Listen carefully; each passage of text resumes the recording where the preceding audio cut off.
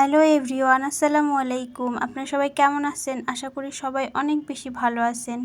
আলহামদুলিল্লাহ, আমিও ভালো। নতুন একটা ব্লগে আপনাদের সবাইকে স্বাগতম। তো আজকের ভিডিওটা একটু অন্যরকম হতে চলেছে। আজকেও আমি পুরান জিনিসকে নতুন ঝকঝকে একদম চকচকে করে ফেলবো, সেটা আপনাদের মাঝে অবশ্যই শেয়ার করব। পুরো ব্লগটা সঙ্গেই থাকুন।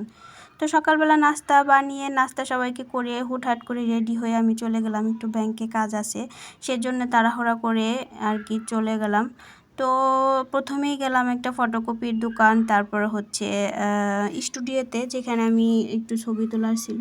তো ছবি টবি তুলে তারপর আমি ব্যাংকে চলে গেলাম, ব্যাংকে একটু কাজ আছে। তো আলিজার আর কি আমার মেয়ের ভবিষ্যতে চিন্তা করে কিছু টাকা আর কি তার জন্য ফিক্সড করে রাখবো, এই জন্য আর কি ব্যাংকে যাওয়া।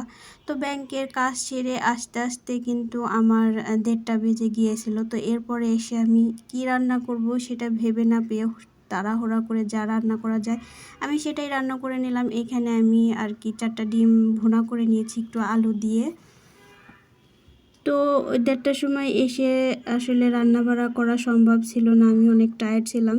তো যাই হোক, আমি ডিমটা ভুনা করে নিয়েছি। তো আজকে হচ্ছে আমি পুরান একটা জিনিস আবারও নতুন ঝকঝকে চকচকে করে ফেলবো। তো এর আগেও কিন্তু একটা পুরান জিনিস আমি একদম নতুন করে ফেলছিলাম, তো আজকেও করে ফেলবো। তো এই ড্রামটা হচ্ছে চালের ড্রাম, এটা হচ্ছে আমার শাশুড়ি দিয়েছে। দেওয়ার সময় আমি বলেছিলাম যে এটা লাগবে না, এটা আমি নেব না, তারপরেও দিয়ে দিয়েছে। তো দিয়ে দিয়েছে, নিয়ে এসেছি। তারপরে ভাবছিলাম এটা ফেলেই দিব বা ছাদে নিয়ে এর ভিতরে কিছুটা মাটি দিয়ে এইখানে আমি আর কি গাছ বুনবো, মরিচ গাছ বুনবো, যেহেতু মরিচের এখন অনেক বেশি দাম।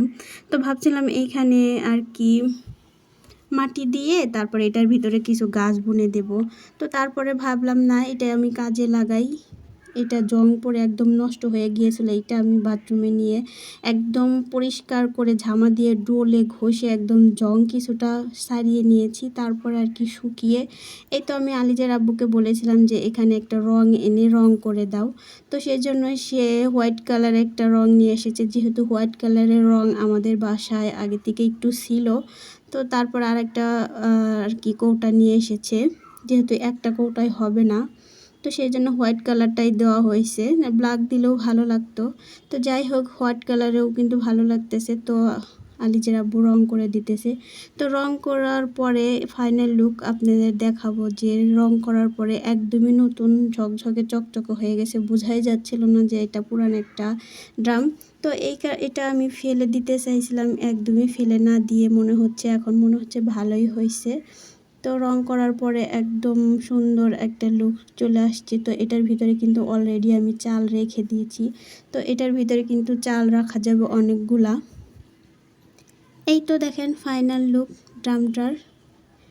এটা হচ্ছে এটার ভিতরে আমি চাল রাখবো আর কি রেখে দিয়েছি। তো রং করার পরে কিন্তু অতটা খারাপ লাগতেছে না, ভালোই লাগতেছে। এই তো ড্রামটা দেখেন কত সুন্দর লাগতেছে। তো যাই হোক, রং করতে করতে ড্রামটা আর কি একদম শুকিয়ে তারপরে জায়গা মতো রাখিয়ে দিব। তারপরে তো আজকের ভিডিও কিন্তু এই পর্যন্ত ছিল।